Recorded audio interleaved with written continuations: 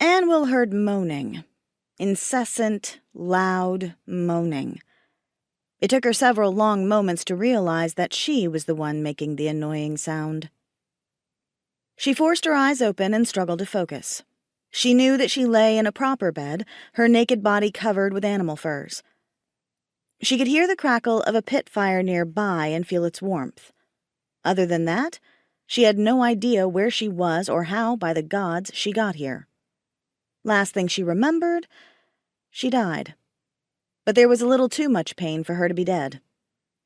Her eyes focused and she realized she was in a room with stone walls. She blinked again and attempted to still the rising panic. These were no mere stone walls, but cave walls. By the gods, she whispered as she reached out and touched her hand to the cold gray stone.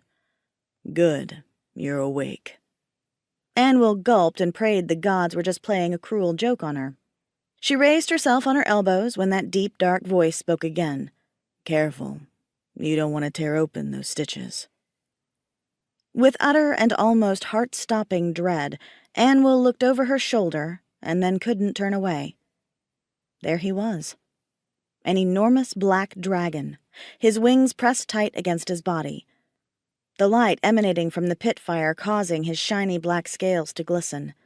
His huge horned head rested in the center of one of his claws.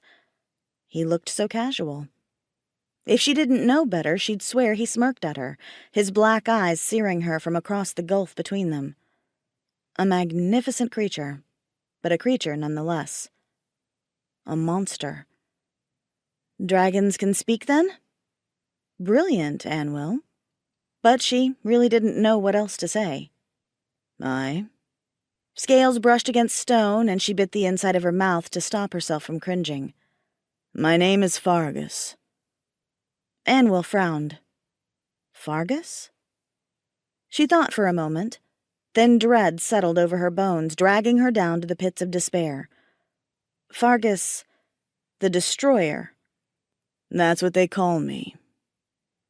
But you haven't been seen in years. I thought you were a myth. Right now, she silently prayed he was a myth. Do I look like a myth? Annwyl stared at the enormous beast, marveling at the length and breadth of him. Black scales covered the entire length of his body, 2 black horns atop his mighty head. And the mane of silky black hair swept across his forehead, down his back, nearly touching the dirt floor. She cleared her throat. No, you look real enough to my eyes. Good. I've heard stories about you. You smote whole villages. On occasion. She turned away from that steady gaze as she wondered how the gods could be so cruel. Instead of letting her die in battle as a true warrior, they instead let her end up as dinner for a beast.